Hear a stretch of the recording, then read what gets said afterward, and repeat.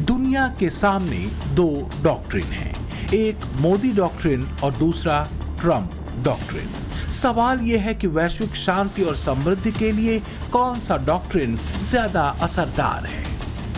दुनिया इसका जवाब बखूबी जानती है, क्योंकि ट्रंप डॉक्ट्रिन ने दुनिया को सिर्फ युद्ध का तनाव, महामंदी की आशंका, घोर अविश्वास, अवैध टैरिफ, आतंकवाद पर दोहरा रुख, घोर अस्थिरता और यूनिपोलर वर्ल्ड ऑर्डर की सनक के अलावा और कुछ भी नहीं दिया।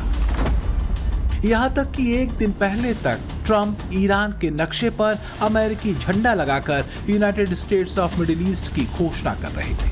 सच ये है कि ट्रंप की इसी अधीरता से भरे अस्थिर दिमाग ने ईरान युद्ध में शांति की उम्मीद और हॉर्मुज स्ट्रेट के खुलने की हर राह को ही ब्लॉक कर रखा है। हालांकि अब एक बार फिर ट्रंप की तरफ से यह दावा किया गया है कि ईरान के साथ डील पर बात बन रही है। Iran situation. There'll be, I believe, maybe more news coming out a little bit later today on this topic, and I'll leave it to the president to make further announcements on it. Suffice it to say that some progress has been made, significant progress, although not final progress has been made. Ultimately, I remind everybody, I think this ties into the second question that was asked with relations to it. What is the goal here? The goal here ultimately, the ultimate goal is that Iran can never have a nuclear weapon. Iran can never possess a nuclear weapon. The president has been clear about that. They will never possess a nuclear weapon, certainly not as long as Donald Trump is president of the United States. State of Hormuz का खुलना जरूरी है। इसलिए जरूरी है क्योंकि करीब 25% के ऊर्जा ब्लॉकेड ने पूरी दुनिया और खासकर एशिया की इकोनॉमी की सांसें अटका रखी हैं। लेकिन इसमें कोई शक नहीं कि आर्थिक महामंदी के दौर से न तो अमेरिका बचा रह पाएगा और न ही दूसरे विकसित देश। इसलिए पूरी दुनिया और दुनिया के मार्केट की निगाहें ईरान और खासकर हॉर्मुज स्ट्रेट के मामले पर टिकी हुई हैं। ऐसे में भारत और पीएम मोदी दूसरे देशों के लिए परस्पर सहयोग के सूत्र पर आर्थिक संकट का समाधान तो निकाल ही रहे हैं। We can't say the same for the world around us.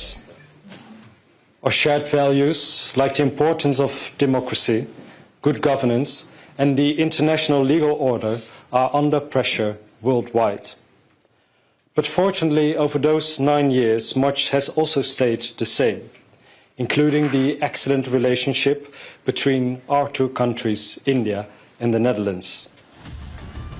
यूरोपीय देशों का भरोसा ट्रंप खो चुके हैं। ट्रंप ने किसी को भी नहीं छोड़ा। ग्रीनलैंड पर कब्जे की बात कहकर ट्रंप नॉर्वे से लेकर डेनमार्क या कहें कि नॉर्डिक देशों को नाराज कर चुके हैं। दूसरी तरफ फ्रांस के राष्ट्रपति मैक्रो और ब्रिटेन के पीएम कीर स्टारमर को भी ट्रंप भला बुरा कह चुके हैं। जर्मनी और स्पेन ट्रंप से पहले ही चिढ़े हुए हैं।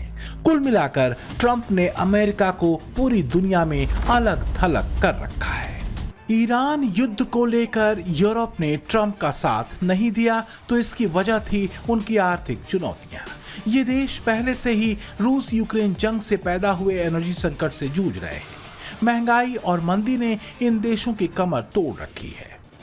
ईरान युद्ध में सहयोग को लेकर यूरोपीय देश ट्रंप को पहले ही ठेंगा दिखा चुके हैं। जैसे जर्मनी के चांसलर ने कहा, ये हमारा युद्ध नहीं है, हम इसमें सैन्य योगदान नहीं देंगे। इसी तरह फ्रांस ने युद्ध में सक्रिय भागीदारी से इनकार कर दिया था और कीर स्टारमर ने कहा था कि ब्रिटेन अपना फाइटर प्लेन नहीं भेजेगा।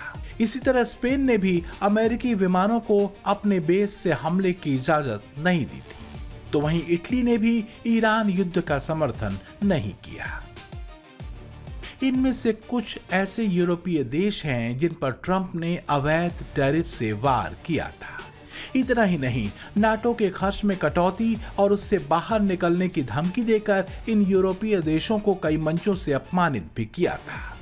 दूसरे विश्व युद्ध के बाद से इतने भरोसेमंद दोस्तों पर किसी भी अमेरिकी राष्ट्रपति ने ऐसे अहंकारी हमले नहीं किए थे।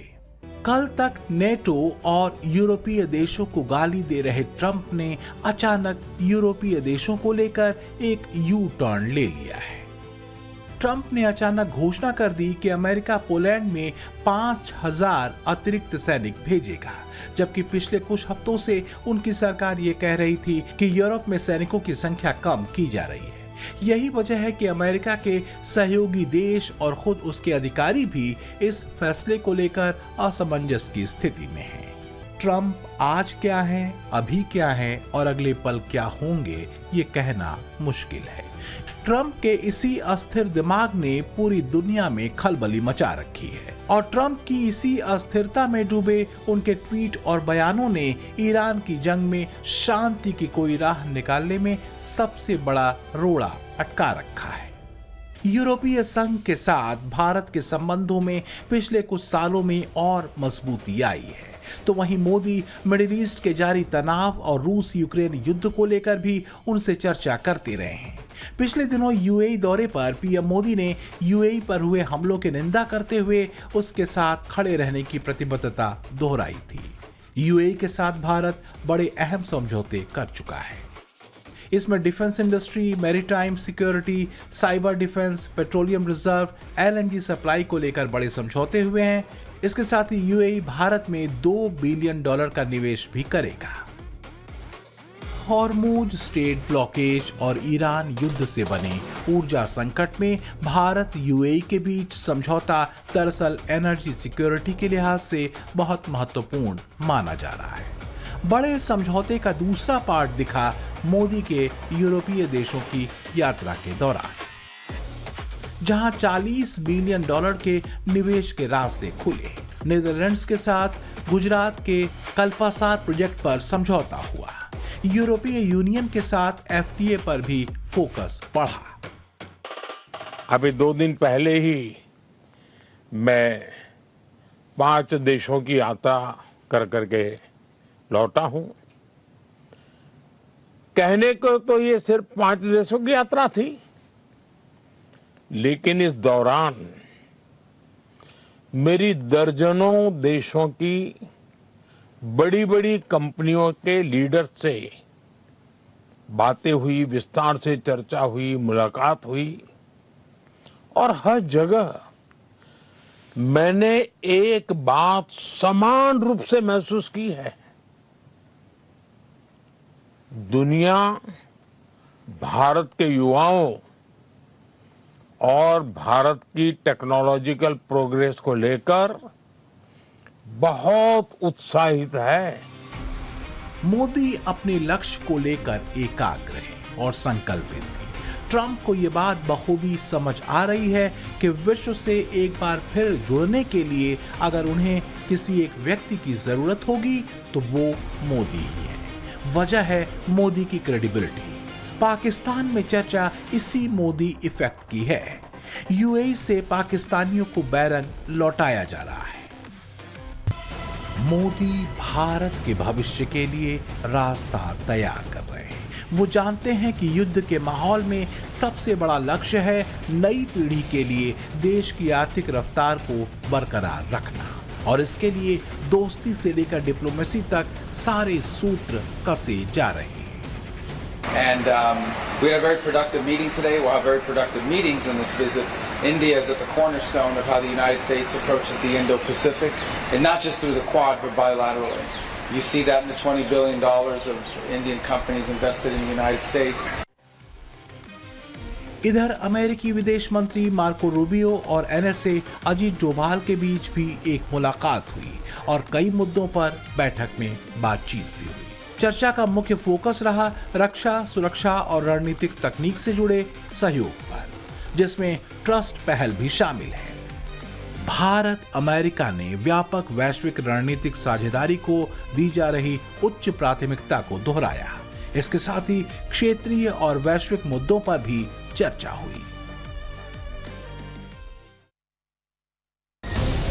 मार्को रूबियो के सामने एस जयशंकर ने आतंकवाद को लेकर भी भारत का रुख साफ कर दिया।